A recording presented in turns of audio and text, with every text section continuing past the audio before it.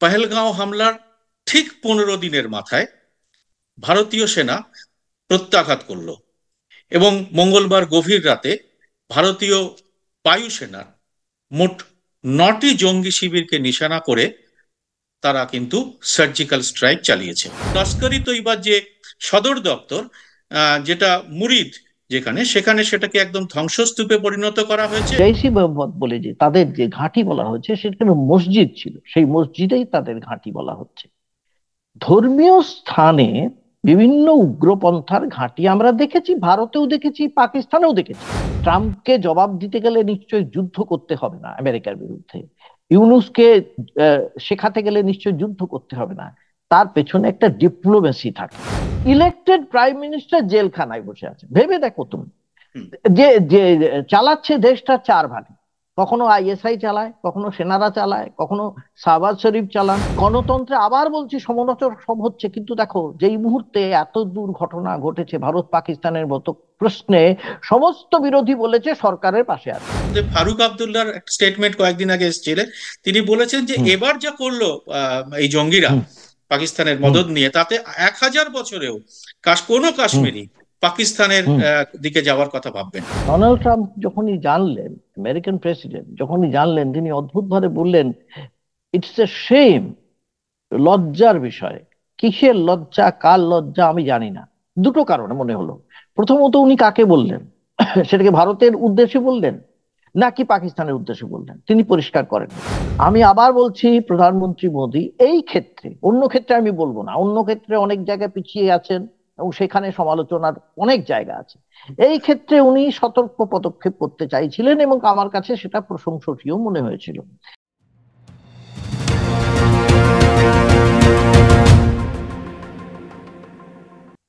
নমস্কার সবাইকে, এই খোলা আড্ডার বিশেষ অনুষ্ঠানে স্বাগত। আমি সুব্রত বসু। আপনারা জেনেছেন এর মধ্যেই যে পহেলগাঁও হামলার ঠিক 15 দিনের মাথায় ভারতীয় সেনা প্রত্যাঘাত করল এবং মঙ্গলবার গভীর রাতে ভারতীয় বায়ুসেনার মোট 9টি জঙ্গি শিবিরকে নিশানা করে তারা কিন্তু সার্জিক্যাল স্ট্রাইক চালিয়েছে। এবং আজকে কয়েক ঘন্টা আগে সেনাবাহিনীর তরফে সাংবাদিক সম্মেলন করেছেন কর্নেল সোফিয়া কুরেশি এবং উইং কমান্ডার ভৌমিকা সিং। তারা জানিয়েছেন মঙ্গলবার রাত 1:05 থেকে রাত 1:30 পর্যন্ত এই অভিযান চলেছে এবং তাতে 9টি জঙ্গি শিবিরকে গুঁড়িয়ে দেওয়া হয়েছে। এর মধ্যে 5টি জঙ্গি শিবির ছিল পাক অধিকৃত কাশ্মীরে এবং 4টি ছিল একেবারে পাকিস্তানের মূল ভূখণ্ডে। देवियों और सज्जनों, मैं कर्नल सोफिया कुरैशी और मेरे साथ विंग कमांडर व्योमिका सिंह आज आपको 6 से 7 मई 2025 की रात 1:05 से 1:30 बजे के बीच भारतीय सशस्त्र बलों द्वारा अंजाम दिए गए ऑपरेशन सिंदूर के बारे में जानकारी देंगे। ऑपरेशन सिंदूर 22 अप्रैल को पहलगाम में हुए विभत्स आतंकवादी हमले के शिकार मासूम नागरिकों व उनके परिवारों को न्याय देने के लिए लॉन्च किया गया था। इस कार्रवाई में 9 टेररिस्ट कैंप्स को टारगेट किया गया और पूरी तरह से इसे बर्बाद किया गया। এই হামলাতে সুখোই, রাফালের মতো যুদ্ধ বিমান এবং ক্ষেপণাস্ত্র ব্যবহার করা হয়েছে। ভারতীয় শিবির থেকে এখনো পর্যন্ত যে কথা বলা হয়েছে তাতে তার মধ্যে লস্করি তৈবার যে সদর দপ্তর, যেটা মুরিদ সেখানে সেটাকে একদম ধ্বংসস্তূপে পরিণত করা হয়েছে এবং জৈশি মোহাম্মদের সদর দপ্তর, সেটা হচ্ছে বাহাওয়ালপুরের মার্কাজ সুবহান আল্লাহ শিবির, সেখানে জঙ্গি মাসুদ আজহারের পরিবারের বেশ কিছু লোক, এখনো পর্যন্ত সূত্রের খবর, এটা সরকারিভাবে বলা হয়নি, যে তার পরিবারের 14 জন মারা গেছেন। এবং পাক একটি সংবাদ মাধ্যমকে উদ্ধৃত করে আনন্দবাজার ওয়েবসাইট জানিয়েছে যে ওখানে মাসুদ আজহার বলেছেন, যদি ভালোই হতো যে আমাকেও যদি মারা হতো, আমিও যদি মারা যেতাম। যদিও এই খবরের সত্যতা আমাদের ভারত সরকার এখনো পর্যন্ত স্বীকার করেনি এবং সরকারিভাবে মৃতের সংখ্যা কিছু বলা হয়নি। তবে একটা সূত্র দাবি করছে, এটা আনন্দবাজারকে আবার কোট করছি আমি, যে তাতে বলা হয়েছে 100-র বেশি জঙ্গি এই অভিযানে মারা গেছে এবং এই অপারেশনের নাম দেওয়া হয়েছে অপারেশন সিন্দুর, এবং এই সিন্দুর নামটি বেছেছেন পিটিআই এখানে জানাচ্ছে যে আমাদের প্রধানমন্ত্রী নরেন্দ্র মোদী এই সিন্দুর নামটি বেছেছেন। এবং আজকে যে যে প্রেস কনফারেন্সটি সেনাদের পক্ষে করা হয়, সেখানেও সেনাদের পক্ষ থেকে দুজন মহিলাকেই রাখা হয়েছে নারী শক্তির প্রতীক হিসেবে এটা দেখা হচ্ছে। আমরা এই সমস্ত বিষয়টিকে নিয়ে আজকে একটি আলোচনা এবং বিশ্লেষণ, এর ভালো মন্দ সমস্ত দিক নিয়ে আলোচনা করতে চাইছি। এবং সেখানে আমরা যেরকম উদ্ধৃত দিলাম, যে সমস্ত উদ্ধৃতি যেগুলো আমরা শুনলেন আপনার, তার মধ্যে পিটিআই, আনন্দবাজার এবং বিবিসি কে আমরা রেখেছি। কারণ এখন সংবাদ সূত্রের সমস্ত কিছু কিন্তু অনেক কিছু অনেক রকম মেইন স্ট্রিম মিডিয়া এবং অন্যান্য জায়গায় নানা রকম বাড়িয়ে চড়িয়ে রং চড়িয়ে দেখানো হচ্ছে। আমরা সেটা না করে প্রকৃত তথ্য যাতে আপনাদের সামনে আসে এবং প্রকৃত বিশ্লেষণ যাতে আপনাদের কাছে আপনারা পান, তার একটা চেষ্টা করব। এই জন্য আজকে আমাদের সঙ্গে রয়েছেন প্রবীণ সাংবাদিক এবং রাজনৈতিক বিশ্লেষক গৌতম বন্দ্যোপাধ্যায়। গৌতম দা, আপনাকে এই অনুষ্ঠানে স্বাগত। অপারেশন সিন্দুর সম্পর্কে তার পেছনের তথ্য, ভেতরের তথ্য এবং তার কার্যপদ্ধতি এবং তার ভবিষ্যৎ, এটা নিয়ে যদি আজকে আপনি আমাদের বলেন।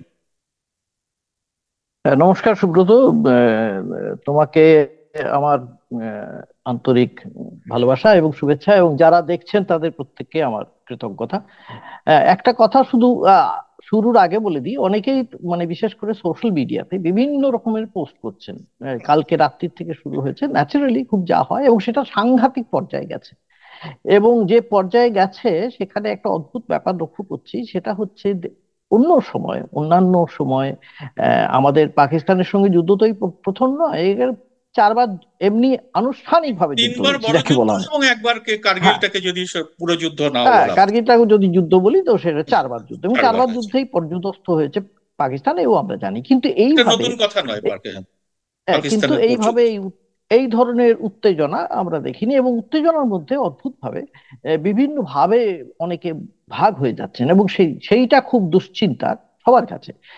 ভারতবাসী হিসেবে আমার কাছে সেটাও খুব দুশ্চিন্তার, আমি প্রথমেই বলে রাখছি। এই যে ঘটনাটা ঘটলো, এবারে এইটা ঘটনা ঘটলো, এটা সত্যি কথা বলতে এই যে এতখানি ঘটবে এটা অনেকেই ভাবতে পারেন। এবং আমি নিজে ভেবেছিলাম, কেন ভাবিনি তার কারণ হচ্ছে আজকের দিনে আজকে যে যুদ্ধটা হবে বা হচ্ছে, বা যদি এটাকে যুদ্ধ বলে ধরি, যদিও এখনো যুদ্ধ হিসেবে তো এটাকে ডিক্লেয়ার করা হয়নি, তাই যুদ্ধ আমাদের বলা ঠিক উচিত হবে না, এটা আমরা প্রত্যাঘাত বলতে পারি। যেভাবে আমাদের দেশের ওপরে হামলা হয়েছে, জঙ্গি হামলা হয়েছে, তার বিরুদ্ধে একটা আঘাত, জঙ্গিদের বিরুদ্ধে আঘাত, সব মিলিয়ে বলতে পারি। কিন্তু আজকে সেটা এই পরিষ্কার করা হয়েছে যে আমরা জঙ্গি শিবির কোন রকম হ্যাঁ, সামরিক ঘাঁটিতে কোনো ইয়ে করা হয়নি, না, বা কোনো না, না, শুধু জঙ্গিদের উপর না। আক্রমণ। হুম। এবং শুধু তাই নয়, এটা কোন দিন বলেছিলেন, এদিন প্রধানমন্ত্রী একবারে পহেলগামের পরেই যেদিন বিহারে গেলেন, লক্ষ্য করবে সেই দিনই তিনি ওখানে যখন ভাষণ দিচ্ছিলেন তখন তিনি বলেন যে আমরা যাদের শেষ করব তারা জঙ্গিরা, জঙ্গিদের আমরা পৃথিবীর শেষ প্রান্তে গিয়েও দরকার হলে শেষ করব। এবং খুব গুরুত্বপূর্ণভাবে তিনি এটা ইংরেজিতে বলেছিলেন, যাতে সারা পৃথিবীর অনেকেরই বুঝতে সুবিধা হয়, বিশেষ করে পাশ্চাত্য দেশের সমস্ত লোকেদের বুঝতে সুবিধা হয়, এবং রাষ্ট্রনায়কদের বুঝতে সুবিধা হয় যে কি বলতে চাইছেন তিনি। I say to the whole world, India will identify, track and punish every terrorist and their backers. We will pursue them to the ends of the earth. India's spirit will never be broken by terrorism. এই কথাটা পরিষ্কার করে দিয়েছিলেন। কিন্তু তারপরেও কিন্তু যেটা দেখলাম, যেটা সারা দেশে একটা যুদ্ধ যুদ্ধ যুদ্ধ বলে একটা ভীষণ তুমুল একটা উত্তেজনা পরিস্থিতি তৈরি হচ্ছিল। কাজেই আমি সেই উত্তেজনার পরিস্থিতিটা যা আছে সেটাকে সরিয়ে রেখে বলি, যেটা হয়েছে তাতে কিন্তু এই যে প্রত্যাঘাতটা ভারত দিয়েছে সেটা যথার্থ হয়েছে এবং উপযুক্ত হয়েছে, এবং এটা উচিত ছিল, এটা আমি মনে করি, এটা অবশ্যই মনে করি। এটার মধ্যে কোনো তো ভুল নেই, কারণ এটা নতুন নয়। আবার বলছি, এটা কোনো নতুন ঘটনা নয়। আমরা যদি প্রথম দিন থেকে পাকিস্তানের জন্মলগ্ন থেকে দেখে আসি, তখনই দেখবো এই ধরনের ঘটনা বারবার ঘটেছে, ভারতের সঙ্গে ঘটেছে, এবং তারা কিছুতেই মেনে উঠতে পারে না, মেনে নিতে পারে না যে কাশ্মীর একটা মুসলিম অধ্যুষিত জায়গা হয়ে কেন ভারতে চলে যাবে। এটা তারা কিছুতেই মেনে নিতে পারে না প্রথম দিন থেকে। অথচ কাশ্মীরের জনগণ যেভাবেই দেখানো হোক, প্রথম দিন থেকে দেখেছি আমরা কাশ্মীরের জনগণ কিন্তু কোনোভাবেই পাকিস্তানে যেতে কোনোদিন ইচ্ছুক ছিল না, এমনকি ভারতের স্বাধীনতার আগেও ছিল না। তারা কোনোদিন বলেনি পাকিস্তানে যাব। হ্যাঁ, তাদের মধ্য থেকে স্বাধীন রাষ্ট্রের একটা দাবি উঠেছিল নিশ্চয়, যখন হরি সিং সেখানকার রাজা ছিলেন, উঠেছিল। কিন্তু তারপরে সেটাও হয়নি, যখন ভারতে তাদের অ্যানেক্সেশন হয়ে গেল তখন সেই দাবিটা আর ওঠেনি। তাদের কিছু কিছু সুবিধে ছিল নিশ্চয়ই, আমরা জানি, সেসব ব্যাপার নিয়ে আমি যাব না। আমি আজকে বলছি, দেখো, আজকের দিনে যে ঘটনাটা ঘটলো এটা কিন্তু আমি বলবো, আহ, এর আগে আমরা যথেষ্ট প্রধানমন্ত্রী নরেন্দ্র মোদীর মানে বিভিন্ন ধরনের সমালোচনা করেছি, এবং আমি তো করেইছি, এমনকি এও সবাই করেছি করেছে, যে কিন্তু যখন হ্যাঁ, সেটা সেটা গণতন্ত্রের সে সমালোচনাটা। হ্যাঁ, হ্যাঁ, এক রাজ্য সমালোচনা করা মানে গণতন্ত্রের একটা প্রধানমন্ত্রী মূল নিজেই তত্ত্বই সমালোচনা চান বলে নিজে হ্যাঁ, যায়। হ্যাঁ, দাবি করেন। এবং শুধু তাই না, সমালোচনায় কারোর সম্মান হানি হয় না। মোহনদাস করমচাঁদ গান্ধীর কাছে যত সমালোচনামূলক চিঠি আসতো, প্রতিদিন হাজার হাজার চিঠি আসতো, তিনি বলতেন যেগুলো প্রশংসামূলক চিঠি সেগুলো সরিয়ে রাখো, এগুলো আমার শোনার দরকার নেই। যেগুলো সমালোচনামূলক চিঠি সেইগুলো পড়ে শোনাও আগে, এই বলতেন। এইখানে গণতন্ত্রের মূল ভিত্তিটা থাকে, আমি এইটুকু মনে করি। কাজে সমালোচনা তো হবেই, সমালোচনা থাকবে, গণতন্ত্রে থাকবে, এর সঙ্গে কোনো দেশপ্রেমের কোনো বিরোধ নেই। দেশপ্রেম হচ্ছে অন্য জিনিস, দেশের জন্য জাতীয়তা বোধ যেটা, সেটা আলাদা জিনিস। আমি বলতে চাইছি, এই যে ঘটনাটা আজকে ঘটলো ধরে নেওয়া যাক, তাতে তুমি যেটা বললে, তাতে যদি ভারতীয় দৃষ্টিভঙ্গি থেকে বলি, ভারতীয় দৃষ্টিকোণ থেকে, তাহলে একটা সাফল্য বলি আমরা ধরে নেব, যে সেখানে এই যে লস্কর ই তৈবা, জৈশ ই মোহাম্মদ, এদের সমস্ত বিভিন্ন ঘাঁটিগুলোকে মানে ভেঙে চুরমার করে দেওয়া হয়েছে। এবং তাই নিয়ে আমাদের মিডিয়া বিশাল ভাবে দেখাচ্ছে, দেখার মতো, কারণ ভারতের যদি সাফল্য হয় অবশ্যই দেখানোর মতো। আমার প্রশ্ন হচ্ছে, তুমি যেটা বলেছো এর পরের কথাটা, তাহলে এর ভবিষ্যৎ কি? দেখো, এ দে- মনে রাখবে যে এইখানে জৈশি মোহাম্মদ বলে যে তাদের যে ঘাঁটি বলা হচ্ছে, সেখানে মসজিদ ছিল, সেই মসজিদেই তাদের ঘাঁটি বলা হচ্ছে। ধর্মীয় স্থানে বিভিন্ন উগ্রপন্থার ঘাঁটি আমরা দেখেছি, ভারতেও দেখেছি, পাকিস্তানেও দেখেছি। ভারতে ইন্দিরা গান্ধীকে প্রাণ দিতে হয়েছে মূলত তার জন্য, কারণ অপারেশন ব্লু স্টার করা হয়েছে, এবং সেখানে স্বর্ণ মন্দিরের মতন জায়গায় সেনাবাহিনীকে নামাতে হয়েছিল তাকে, এবং তিনি নামিয়েছিলেন। এবং অদ্ভুতভাবে পাকিস্তানে লাল মসজিদ, লাল মসজিদের সেনা নামাতে হয়েছিল, সেখান থেকে জঙ্গিদের তাড়াতে হয়েছিল। এই যে এটা পাক রাষ্ট্রপ্রধান দেশে তার আগে করতে হয়েছে, আজও তাই করতে হচ্ছে।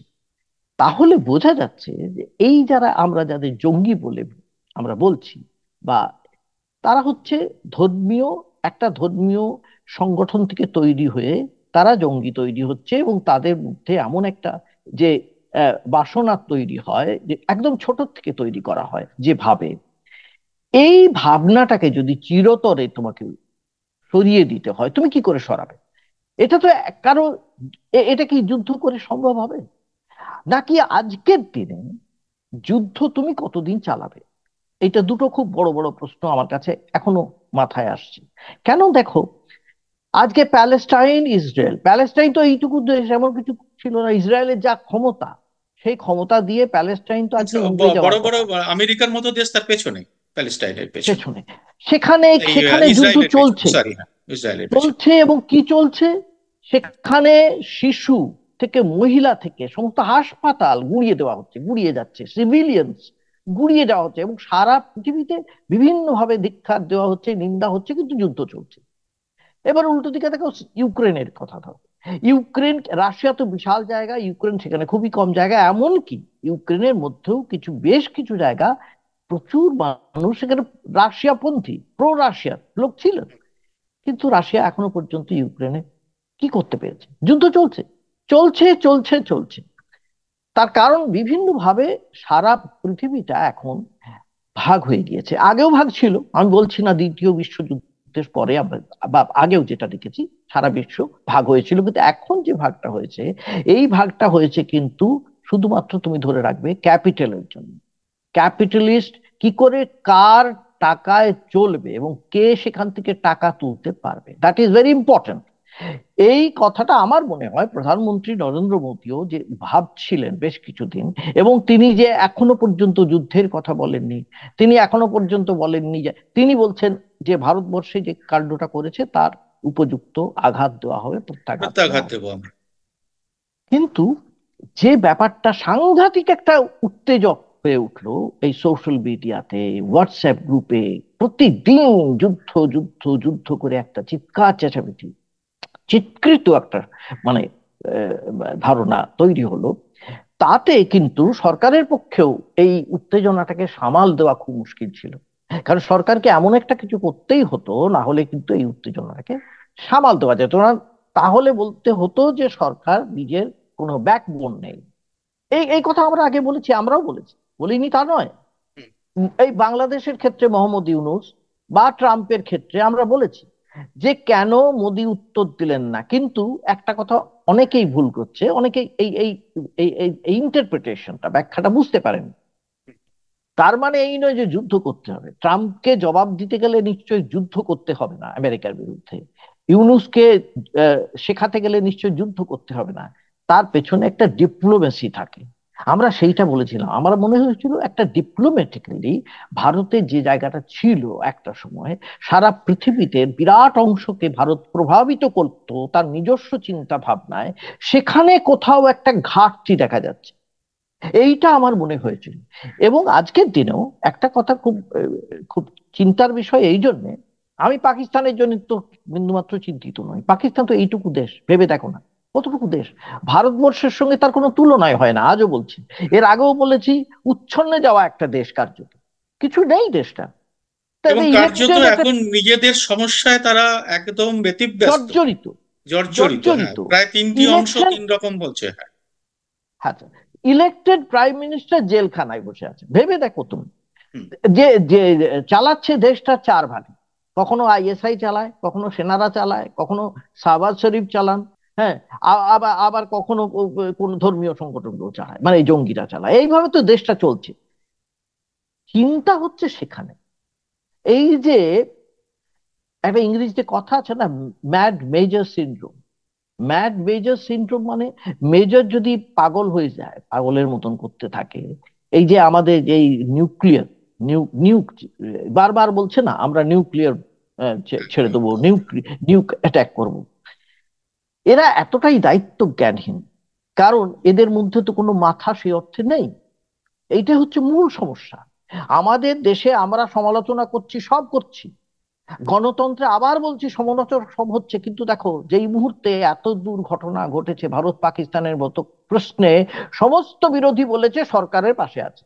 গৌতম দা, এইখানেই আপনাকে একটু করছি যে এই হুম, আমাদের সমস্ত বিরোধী দলকে কিন্তু হুম, নরেন্দ্র মোদী অন্তত এই ক্ষেত্রে হুম, পাশে রাখতে পেরেছেন। এবং আজকে এই হুম, হানার পরেও সমস্ত রাজনৈতিক দল, একদম একদম হুম, যত রাজনৈতিক দল আছে, রাহুল হুম, গান্ধী নিজে টুইট করে সেনাদের হুম, তাদের শুভেচ্ছা জানিয়েছেন, তাদের অভিনন্দন জানিয়েছেন।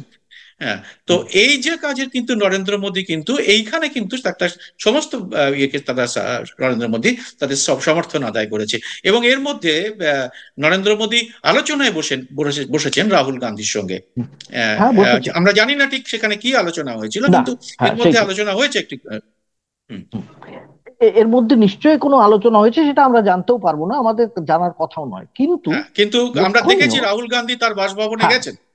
ইয়েস ইয়েস, কিন্তু আবার এটাও দেখেছি যে রাহুল গান্ধী বলেছেন সরকার এটা যা করবে তাতে তাদের সম্মতি কংগ্রেসের আছে, বারবার কংগ্রেস বলছে। এবং এর ঘটনার পরেও কংগ্রেস বলেছে, পবন খেরা নিজে বলেছেন আলাদাভাবে যে কংগ্রেসের ইয়ে হচ্ছে, যারা এটা করেছে ভারতের উপরে যারা আঘাত এনেছে তাদের বিরুদ্ধে প্রত্যাঘাত করতেই হবে। কারণ দেখো, এইটা তো রাহুল গান্ধী বলবেন খুব স্বাভাবিক, কারণ বাংলাদেশ ওয়ার, পাকিস্তান দ্বিখণ্ডিত হয়ে যাওয়া কার আমলে হয়েছে? কংগ্রেসের আমলে হয়েছে। তার চেয়ে বড় আঘাত তো পাকিস্তান কোনোদিন পায়নি। আমি 65 যুদ্ধের কথাও বলছি না, আমি অন্য কার্গিল ওয়ারের কথাও বলছি না, সবচেয়ে বড় আঘাত তো পেয়েছিল একাত্তরের ঘটনা বলছেন, হ্যাঁ। 71-এর ঘটনা। এবং তারপর থেকে পাকিস্তানের ক্রমাগত মনে হয়েছে যে তারা বোধহয় কাশ্মীরে গেরিলা ওয়ারফেয়ার, যেটা গেরিলা ওয়ারফেয়ার চাই মানে টাইপের, বিভিন্ন ভাবে মাঝে মাঝেই যুদ্ধ, ছায়া যুদ্ধ বলছে অনেক সময়, করে যাবে এবং পাকিস্তানের কাশ্মীরের কাছে প্রিয় হয়ে উঠবে এবং কাশ্মীরিরা সবাই পাহেল পাকিস্তান, পাকিস্তান জিন্দাবাদ করে উঠবে এবং তাতেই ওদের সমস্ত কাজ এই মানে এই প্রসঙ্গে একটা একটা কথা গৌতম দা বলি, এর মধ্যে ফারুক আব্দুল্লাহর একটা স্টেটমেন্ট কয়েকদিন আগে এসেছিল। তিনি বলেছেন যে হুম, এবার যা করলো এই জঙ্গিরা হুম, পাকিস্তানের হুম, মদদ নিয়ে, তাতে 1000 বছরেও কোনো হুম, কাশ্মীরি পাকিস্তানের হুম, দিকে যাওয়ার কথা ভাববে না। ভাববে না। ঠিক তাই, ঠিক এই এই এই জিনিসটাই বলছি, এইটা এইটা আবার বলছি, আমি কিন্তু পাকিস্তানকে কোনো একটা রাষ্ট্র বলেই আমি এখন মনে করছি না। আমার খুব পরিষ্কার কথা, কারণ রাষ্ট্র হিসেবে তাদের একজন এক কথা বলেন, আরেকজন আরেক কথা বলেন। তাদের সেনা প্রধান এমন কথা বলেন, সেখানকার যে মানে এখানে সরকারের যিনি প্রধানমন্ত্রী, তিনি সেই কথা বলতে সাহস পান না বা বলেন না সবার সামনে, সেনা প্রধান সেই কথাটা বলে বিদেশ দিচ্ছে। মন্ত্রীও বিদেশে গিয়ে বলেন যে যেখানে হ্যাঁ, আমাদের প্রশিক্ষণ দেওয়া হয়েছে জঙ্গিদের।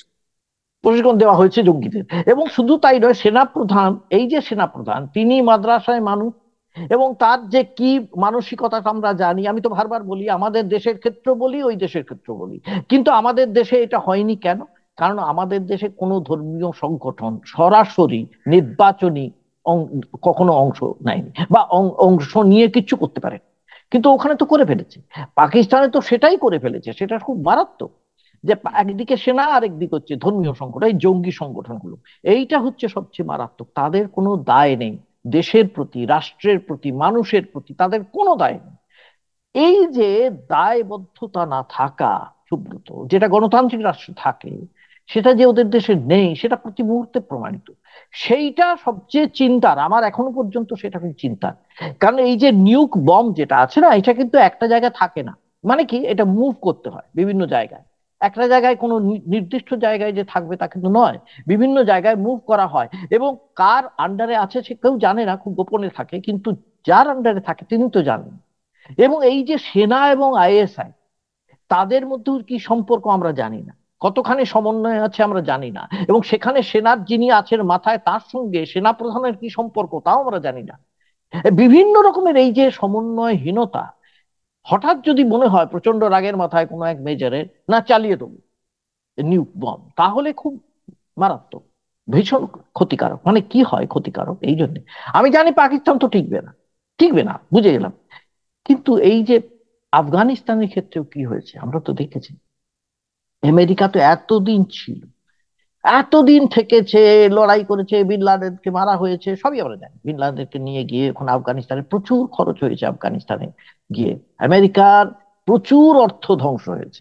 তারপরে তো সেনাদের ফিরতে হয়েছে। এবং সেখানে আমেরিকা আফগানিস্তানে কোনো ট্রেড ওয়ার যাকে বলি, সে তাতেও কোনো লাভ করতে পারে। আলটিমেটলি কি লাভ করেছে? বিরাট কিছু লাভ কিছু করতে পারে।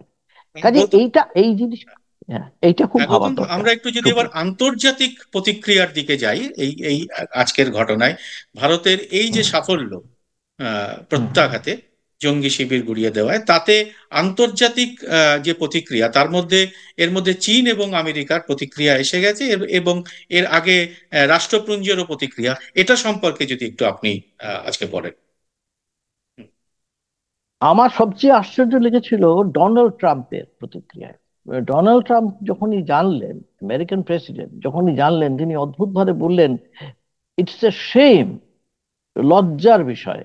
কিসের লজ্জা, কার লজ্জা আমি জানি না। দুটো কারণে মনে হলো। প্রথমত, উনি কাকে বললেন? সেটাকে ভারতের উদ্দেশ্যে বললেন নাকি পাকিস্তানের উদ্দেশ্যে বললেন, তিনি পরিষ্কার করেননি। তারপরে বললেন, এ তো ওদের যুদ্ধ চলছেই, আমি চাই যুদ্ধ বন্ধ হোক। এটা খুব একটা একটা দায় সারা জবাব। এটা আমি পছন্দ করিনি। কেন পছন্দ করিনি? এইবারে আসছি কেন। আমেরিকা যুদ্ধকে যদি বলে সেম, আমেরিকা কোন দেশে না যুদ্ধ করেছে? কোন দেশে যুদ্ধ না সারা করেছে? বিশ্বে আমেরিকা তো যুদ্ধবাজ যুদ্ধ হিসেবে ছাড়া আমেরিকা এক বাঁচতেই, নম্বরে আছে। যুদ্ধ ছাড়া তো বাঁচতেই পারে না আমেরিকা। বরাবর তো আমেরিকা যুদ্ধ করেছে।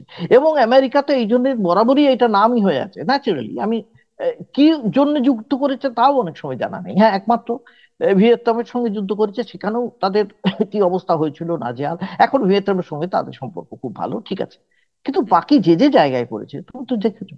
এমনকি এই যে ইউক্রেন রাশিয়ার যুদ্ধ, তুমি এটাও ভেবে দেখো না, এই যে নেটোতে নেওয়া হবে ইউক্রেনকে, এই যে সমানে বলা হলো, বলে ইউক্রেনকে ওপরে তুলে দেওয়া হলো, তোল্লা দেওয়া হলো, যুদ্ধটা লাগলো। প্যালেস্টাইন, সেখানেও সমর্থন আছে। কোনোদিন বলেনি ইটস এ সেম, কখনো বলেননি যে প্যালেস্টাইন ইসরায়েল নিয়ে কোনোদিন হ্যাঁ, যখন বলেননি। গাজায় নৃশংস আক্রমণ চলছে তখনও তিনি কোনোদিন সেম বলার মতো একটা জায়গায় আসেননি। বলেননি। এইটা শিশুদের কেন উপরে, বলবো? হাসপাতালের উপরে যখন আক্রমণ করছে। একটা হতে পারে ডোনাল্ড ট্রাম্প কিছু না ভেবেই অনেক কথা বলেন, সেটা হতে পারে, আমি সেটা ধরে নিলাম। তিনি কখনো কোনো কিছু না ভেবেই একটা মন্তব্য করে বসেন, আলটপকা মন্তব্য তিনি যদি করে দিয়ে থাকেন তো হতে পারে। কিন্তু যদি সেটা না হয় তাহলে তিনি কেন করলেন, এটা খুব ভাববার বিষয়। কারণ তিনি ভারতের পক্ষে আছেন না বিপক্ষে, তা আমরা কিন্তু পরিষ্কার জানতে পাচ্ছি না এখনো পর্যন্ত। এটা জানতে পাচ্ছি না, জানা দরকার ছিল। তবে চীন যে ভারতের সঙ্গে খুব একটা একসঙ্গে থাকবে না, খুব একটা নেই, এটা আমরা জানি। কারণ দেখো, এর আগে এই 65 যুদ্ধেও চীন পাকিস্তানকে সাহায্য করেছে, সরাসরি সাহায্য করেছে, বিমান দিয়ে সাহায্য করেছে, বিভিন্ন বিমান বাহিনী পাঠিয়ে বিভিন্নভাবে সাহায্য করেছে। এখনো চীনের পাকিস্তানের সঙ্গে যে ব্যবসা, যে বাণিজ্য, সেটা ভীষণ রকম ভালো, চেষ্টা করছে সব জায়গায়। এবং চীন এই সমস্ত দক্ষিণ পূর্ব এশিয়ায় বিভিন্ন দেশে তাদের বাণিজ্য বিস্তারের জন্য যা যা করার, তুমি তো লক্ষ্য করেছো শ্রীলঙ্কায় কি করেছে, আমরা জানি। আর এই পাকিস্তানের ক্ষেত্রে সে কি করবে না করবে সেটা আমরা এটুকু বলতে পারি, সে চাইবে এই যুদ্ধটা বন্ধ হোক। তবে আমার এটাও মনে হয় আজকের দিনে, দেখো সুব্রত, আজকের দিনে এইটা প্রথমেই যেটা বলতে চাইছিলাম, আজকের দিনে যুদ্ধের প্যাটার্ন এটা পাল্টে গেছে, আগেকার মতো তো নেই যে ইনফ্যান্ট্রি সবসময় গিয়ে মানুষে মানুষে লড়াই হবে, তো তো নয়। এখন তো কয়েকশো কিলোমিটার দূর থেকেই ক্ষেপণাস্ত্র ছোড়া হচ্ছে। হ্যাঁ, ল্যান্ড টু এয়ার, কি ল্যান্ড টু ল্যান্ড, বিভিন্ন রকম, এয়ার টু ল্যান্ড, বিভিন্ন রকম, বিভিন্ন ভাবে যুদ্ধ হচ্ছে এখন। কম্পিউটারে কখনো ড্রোন দিয়ে, বিভিন্ন ভাবে। এখন এই সাহায্য, টেকনোলজিক্যাল সাহায্য চীন কিছু করতেই পারে, না করবার কোনো কারণ আমি দেখি না, এটা করতে পারে।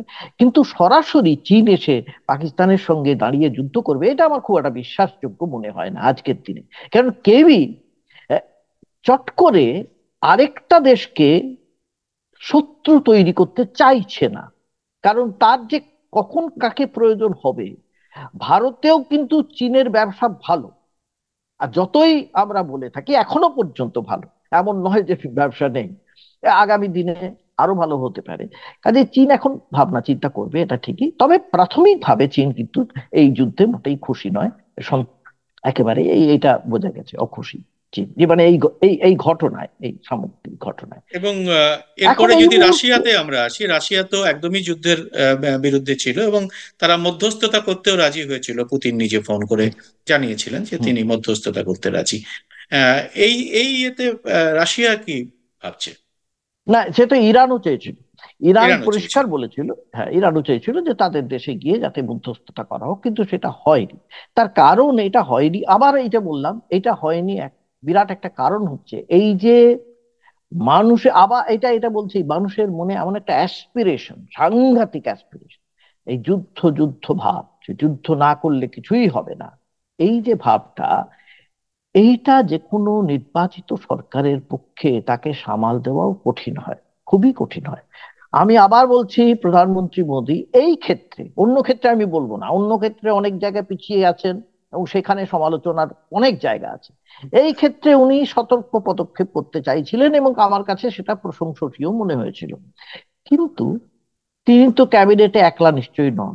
দেখো, এই যদি আমি বলি তাহলে আরেকটু যদি উৎসের দিকে যাই, তাহলে তোমাকে এটা ধরে নিতে হবে, যদি কোনো বাড়িতে, গেরস্থর বাড়িতে বা কোনো ফ্ল্যাট বাড়িতে যদি চুরি হয়, চুরি হলে প্রথমে কিন্তু চৌকিদারের তলব পড়ে ইনভেস্টিগেশনে, তদন্তের ক্ষেত্রে। এটা আমরা জানি। মুম্বাই হামলার পরে তলব পড়ার আগেই শিবরাজ পাতিল আহ, পদত্যাগ করেছিলেন, স্বরাষ্ট্রমন্ত্রী পদত্যাগ করেছিলেন, আমরা জানি কংগ্রেস আমলে। মনমোহন সিং, যাকে এরা মনমোহন সিং বলতেন, কথা বলতেন না বলে। তিনি সঙ্গে সঙ্গে কিন্তু পদত্যাগ পত্র নেন এবং আরো দুজনের পদত্যাগ পত্র নেন। সেটা মহারাষ্ট্রের হ্যাঁ, মুখ্যমন্ত্রী বিলাসরাও দেশমুখ এবং পাটিল হুম, উপমুখ্যমন্ত্রী হ্যাঁ, এই এই যে মহারাষ্ট্র। নেন। তিনজনের এবারে পদত্যাগ। দেখো, তো এখানে এখানে আমাদের স্বরাষ্ট্রমন্ত্রী কিছুদিন আগেই বলে এলেন, এই ঘটনার কিছুদিন আগেই বলে এলেন যে এখানে কেউ ঢিল ছুঁড়তেও সাহস পায় না। এই যে এত বড় কথাটা বলে এলেন, সেখানে ঢিল ছুঁড়তে সাহস না পেয়ে গুলি ছুঁড়ে ২৬ জন কি ২৭ জন পর্যটককে হাজরা করে দিল এই জঙ্গিরা, এবং সমস্ত ধর্মের নাম করে ডেলিবারেটলি, কারণ ভারতবর্ষে যাতে এই বিভাজনটা ছড়িয়ে যায়। ভীষণ রকমের ভারতবর্ষে একটা বিভাজনের যে হিংসা যেটা ছড়িয়ে যায় সেটা চাইছিল। সেটা যে ছড়ায়নি তার জন্য যদি বলতেই হয়, তার জন্য সম্পূর্ণ কৃতিত্ব দু দলের। একটা হচ্ছে কাশ্মীরিদের, আর আরেকটা হচ্ছে যে সমস্ত পর্যটক আমাদের গিয়েছিলেন তাদের। এই দুপক্ষকেই আমি ভীষণ রকমের, তাদের কাছে সারা ভারতের কৃতজ্ঞ থাকা উচিত, এটা আমি মনে করি। তারা যেভাবে প্রত্যেকে প্রায় যেভাবে বলেছেন সামগ্রিক বিষয়টা নিয়ে, যেটা কোনো দুটো ধর্মের বিষয় নয়, হিন্দু মুসলমানের বিষয় নয়, এটা জঙ্গিদের সঙ্গে পাকিস্তানের বিরুদ্ধে লড়াই, এটা বলেছেন। এইটা আমাদের দেশকে কিছু একটা জায়গায় বাঁচিয়ে দিয়েছে। কাজে প্রাথমিকভাবে এই জঙ্গিরা কিন্তু ব্যর্থ হয়েছে, তাদের উদ্দেশ্যে ব্যর্থ হয়েছে, এবং যদি পাকিস্তান থেকে থাকে পেছনে তাহলে পাকিস্তানও ব্যর্থ হয়েছে, কমপ্লিটলি ব্যর্থ হয়েছে। এইটাকে ব্যর্থ হলেও মানুষের এই যে, আমি বাঘের পিঠে যখন সওয়ার হতে যাব তখন সবাই বলবে বাঘের পিঠে সওয়ার হতে, আমি যদি চেপে যাই তখন নামবো কি করে, সেটা খুব চিন্তার হয়ে যায়। কাজে যুদ্ধ শুরু হয়ে গেলে সেটা থামানো আরো খুব কঠিন হয়। সেটা খুব সেটা একদিনের ভিতর হতে পারে না। আমি সেটা তো এখন কিছুই আমরা জানি না, এটা ঠিকই, এটা ভবিষ্যতে আমরা জানতে পারবো, কিছুদিন গৌতম পরে দা, বুঝতে আরেকটা খুব পারবো। গুরুত্বপূর্ণ প্রশ্ন আছে, আমাদের সময় প্রায় শেষ হয়েছে, এটাই আমাদের শেষ হুম, প্রশ্ন। সেটা হচ্ছে যে আজকে সেনাবাহিনী একটা খুব গুরুত্বপূর্ণ বার্তা দিয়েছে বলে আমার প্রেস কনফারেন্স দেখে মনে হয়েছে। সেটা হচ্ছে হুম, দুজন মহিলা অফিসারকে দিয়ে ব্রিফিং করানো, এবং হুম, দুজনের মহিলা অফিসারের মধ্যে একজনের নাম হচ্ছে সোফিয়া কুরেশি এবং আরেকজন হুম, ভৌমিকা সিং। এইটাকে হুম। আপনি কিভাবে দেখছেন, এই বার্তাটাকে দুটো, কিভাবে দেখছেন? এই বার্তা দেখো, তুমি বলো এটা হচ্ছে, এটার পেছনে একটা একটা একটা এক রাজনীতিও আছে, এবং একটা গণতান্ত্রিক রাজনীতি আছে। গণতান্ত্রিক রাজনীতি আমি মনে করি। গণতান্ত্রিক কেন? রাজনীতি। কারণ হ্যাঁ, কেন বলবো, কারণ নরেন্দ্র মোদী দুটো বার্তা দিতে চেয়েছে। দুটো বার্তা দেওয়ার মধ্যে একটা হচ্ছে যে নারী শক্তিকে আমরা কতখানি প্রাধান্য দিই, এবং সেখানে নারীদের প্রাণ গিয়েছে। এবং সেখানে একটা জিনিস নিয়ে একটু সমালোচনা হয়েছে, অপারেশন সিন্দুর নাম দেওয়াতে। কিন্তু অপারেশন সিন্দুর নাম দেওয়ার পেছনে একটা কারণ ছিল, প্রধানমন্ত্রী দিয়েছেন। প্রথমত প্রধানমন্ত্রী এটা তো গোপন করেন না যে তিনি হিন্দুদের পক্ষে, হিন্দুত্ববাদীদের পক্ষে, এই নিয়ে তিনি গোপন করেন না। কাজেই তার দিক থেকে এটা তো হতেই পারে। যারা সমালোচনা করছেন তারাও করতে পারেন, বলতে পারেন যে অনেকে আছে যারা খ্রিস্টান আছেন, পাকিস্তানি আছেন, তাদের কি মনে হবে। কিন্তু যেহেতু হিন্দু বেছে বেছে মারা হয়েছে, তার একটা বার্তা দেওয়ার প্রয়োজন তিনি মনে করেছেন। যারা মারা গিয়েছেন, যাদের স্বামীদের মেরে দেওয়া হয়েছে, প্রত্যেককে জিজ্ঞেস করে তাদের প্রতি তিনি একটা বার্তা দিতে চেয়েছেন। আমার মনে হয় সেই বার্তাটা রাজনৈতিক ভাবে তিনি সফল, একদম মনে করছি এটা রাজনৈতিক ভাবে। আবার বলছি, এই ক্ষেত্রে সমালোচনা হবে কি না হবে সেটা পরের কথা, কিন্তু এখন রাজনৈতিক ভাবে তিনি সফল। আরেকটা হচ্ছে, তিনি এই বার্তাটাও দিতে চেয়েছেন যে আমাদের হিন্দু বা মুসলিম এই ক্ষেত্রে আমরা কোনো বিভাজন করতে চাইছি না, বিশেষ করে আমাদের এই রাষ্ট্র গণতান্ত্রিক রাষ্ট্র, এবং নরেন্দ্র মোদীর রাষ্ট্র, তার পরিচালিত রাষ্ট্র এটা করতে চাইছে না বলেই সেনাবাহিনীর দুজনকে দিয়ে, দুজন মহিলা, দুই ধর্মের, বলা হয়নি কোন ধর্ম, আমরা জানি, সবাই বুঝতে পারছি, কিন্তু তার নামের থেকে প্রকাশিত, এবং তাদের দিয়ে বলানো হয়েছে। এটা একটা খুব আরেকটা কুশলী রাজনীতিকের ছাপ বলেও আমি মনে করি, এটাও মনে করি। এই বার্তাটা অবশ্য খুব যাওয়াটা খুব খুব কাজের বলে আমি মনে করি। সমস্ত ক্ষেত্রে এই বার্তাটা যাওয়াটা খুব কাজের। এমনকি এই যারা ভক্ত, এই যারা অন্ধ ভক্ত বলে ভীষণ চিৎকার করছে বিভাজনের নাম নিয়ে, তাদের কাছেও এই বার্তাটা খুব গুরুত্বপূর্ণ বলে আমি মনে করি। সুব্রত। ধন্যবাদ গৌতম দা, খুব সুন্দর আজকে আপনি এটা বিশ্লেষণ করলেন। এবং আমার মনে হয় যে এই বার্তাটা, যে বার্তাটা গৌতম দা উল্লেখ করলেন, যে এই মুহূর্তে ভারতের সব থেকে বড় শক্তি হচ্ছে একতা। সে যে ধর্ম, যে ইয়ে, জাতপাত সমস্ত ঊর্ধ্বে গিয়ে এই ঐক্যই এখন যে আমাদের সব থেকে বড় শক্তি, এইটা কিন্তু আমাদের দেখানোর সময় এসেছে।